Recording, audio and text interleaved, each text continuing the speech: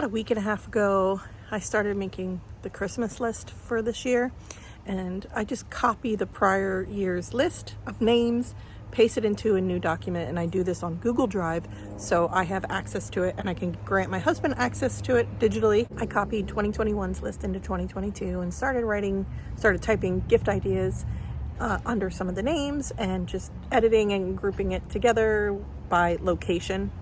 Essentially things I need to ship, people that are local, any new friends the kids have this year, and just kind of cleaned up the list a little bit. As I'm cleaning up and going down the list, I got to my brother's name, passed away in February, and realized I needed to take him off my shopping list. And I did not handle that with any kind of grace. Just sat there bawling at my computer and closed it down, canceled the day, sat on the couch, and that was 10 days ago. I've had a hard time recovering from that moment. I did not post any videos last week. I couldn't get it together. We've watched a lot of movies. I've done a lot of sitting around, being unproductive and just wallowing. And that is certainly not what my brother would want at this time of year or any time of year. And I'm trying to pull myself out of it. I got dressed. I'm trying to pull it together and get it done, because Thanksgiving is mere days away and I need to get it together. My husband did this. I made the list. My husband and I made the menu together. I wrote the grocery list and then he did the shopping. And so now I need to organize all of the ingredients and just kind of make a game plan for the menu. My parents are coming to be with us, so it will be Thanksgiving for 7 here at the Lucas house, and I just kind of need to get it together.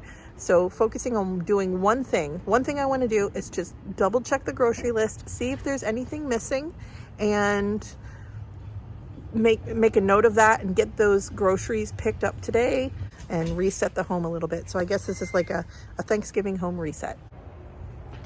Grief is always non-linear, even though I expect it to be linear. That I expect, like, oh, okay, I'm doing great again, we're doing okay, we're moving on, we're moving forward, and then something happens and you like re-experience the grief again. And I guess that's what's happening. Plus it's the first holiday, and so anybody who is grieving this holiday, I say prayers for, and I am there along with you, and you are not alone. I am not alone. Surrounded by friends and family and love this holiday season. And I have to remember that sometimes, that I'm not alone, we're gonna be okay. And sometimes you gotta just get up, get dressed, and get her done. So that's what we're gonna do. I have been trying to drink more water, and now I just add a splash of lemon into my water every day, and the kids are squeezing the lemons for me right now. They're done their chores, they did their checklist, so I just need to get mine done. I made my bed, so a little bit at a time, getting things together. The kids love this job of squeezing the lemons and using the juicer.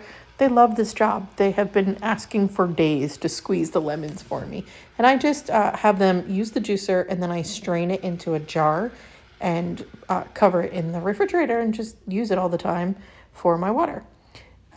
So we decided to get to tidying and putting some things away. The intention would be to use this table for Thanksgiving.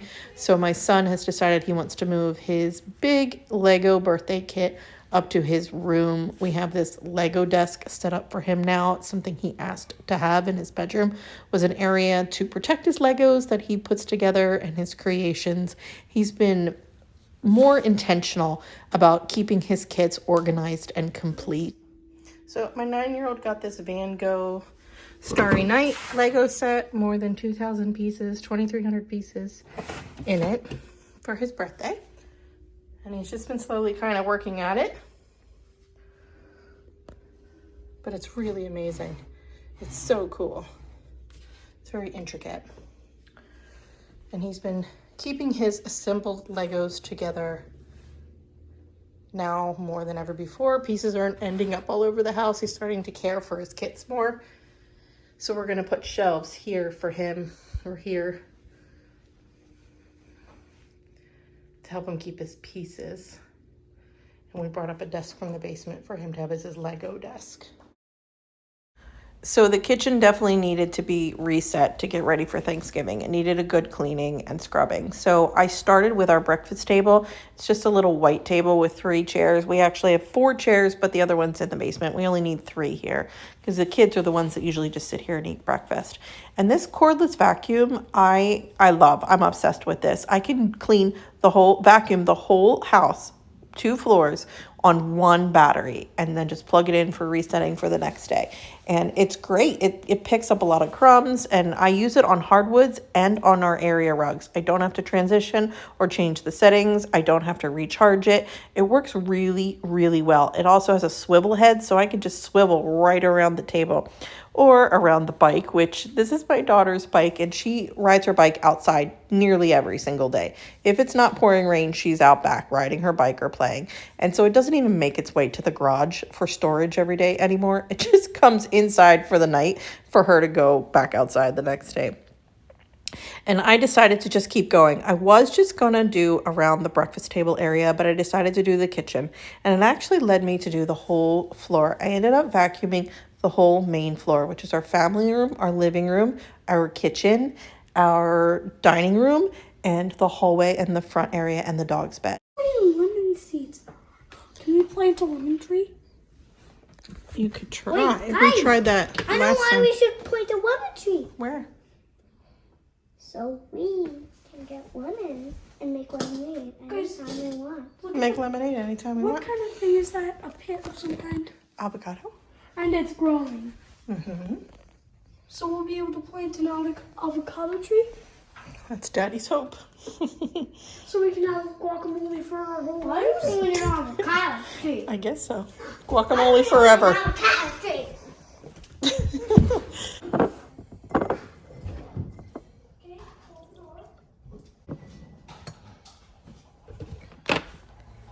I ended up getting this countertop water pitcher for the kids because my 6-year-old can't reach the button inside the refrigerator that dispenses water. It's too high for him, so I bought him this, and everybody just uses it now and adds ice. It's pretty great.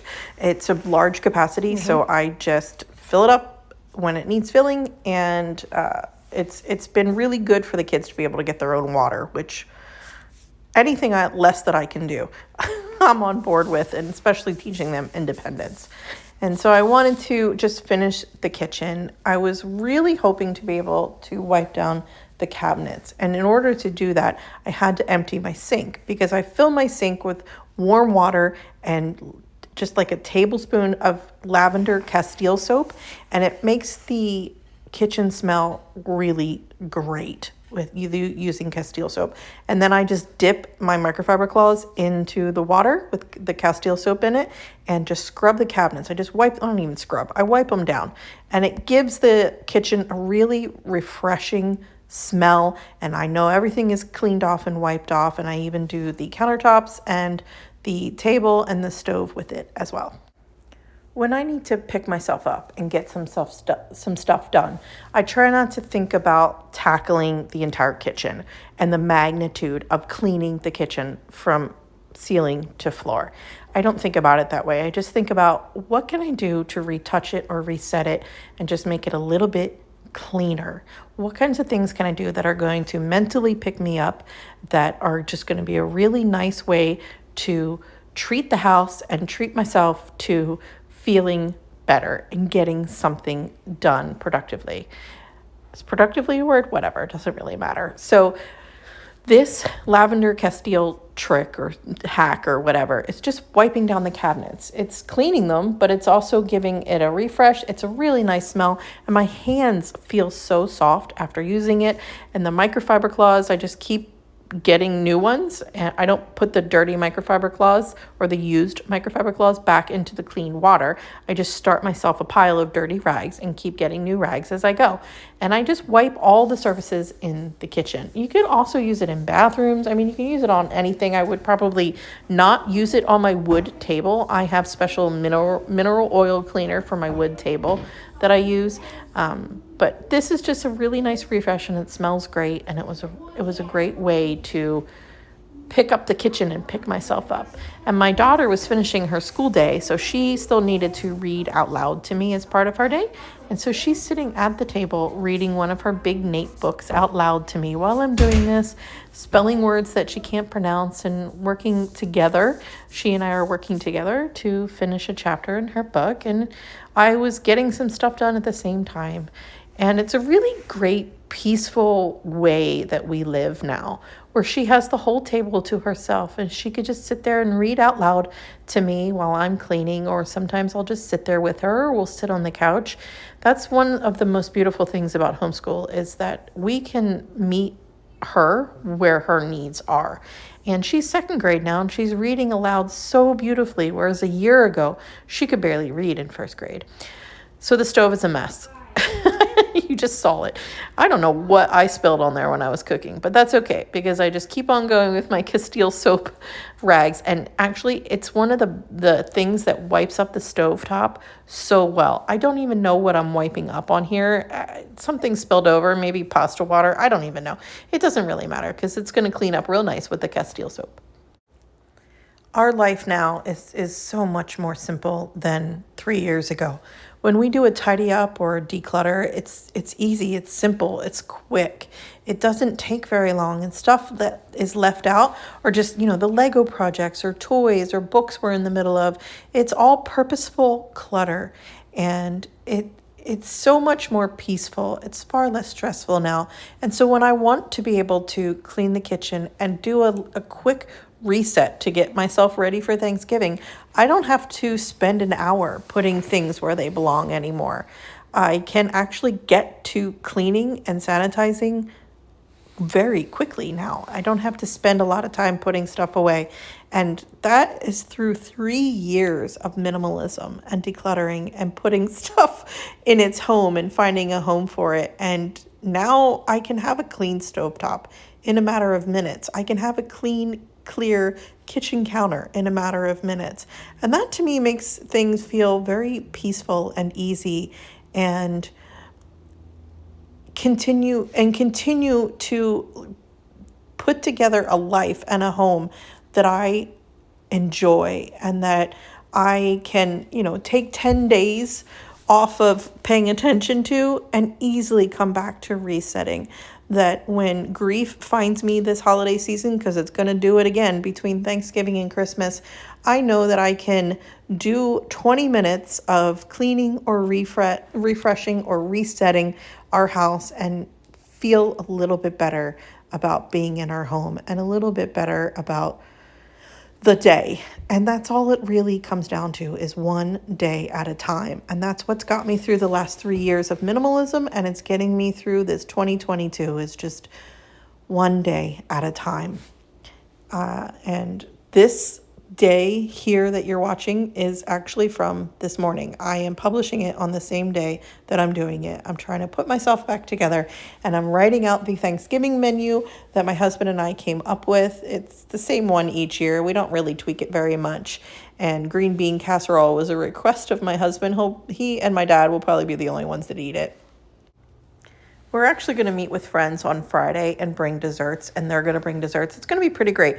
We all have, when we get together, we have 6 kids that play so well together. So I'm looking forward to that on the day after Thanksgiving. And my goal for this was to make sure I've got all the ingredients set up for 2 days from now when my parents are here and we're having Thanksgiving. And we did some of the shopping already, so I'm just checking the ingredients that we have. Okay, I've just pulled out some of the ingredients. The rest are refrigerated or we need to get. I feel a little bit better. I wrote the menu on the board for everybody, checked on the ingredients, sent Andy a list of the final 4 things we need to pick up to be able to cook. We started on this. We need to finish that. That's just school that needs to be put away from today. And ultimately, that's the table we're going to eat at. It's an 8-foot farmhouse table with 6-foot benches that fit underneath. It was custom made for me when we lived in Pennsylvania. We spent about $600 on it. So I don't have a link to share with you for that, but it does seat 8. So we end up with 3 on the benches and then chairs on each end, and we make that work. So that should be fine. I have enough place settings. Everything's cleaned. Kitchen's cleaned. ready to go. So, feeling good. I ran the vacuum, wiped down the kitchen. We tidied up. We're ready to start cooking tomorrow. This was good. This was productive. I'm starting to feel a little bit better and picking myself back up. Thanks for sharing part of your day with me. Here's another video.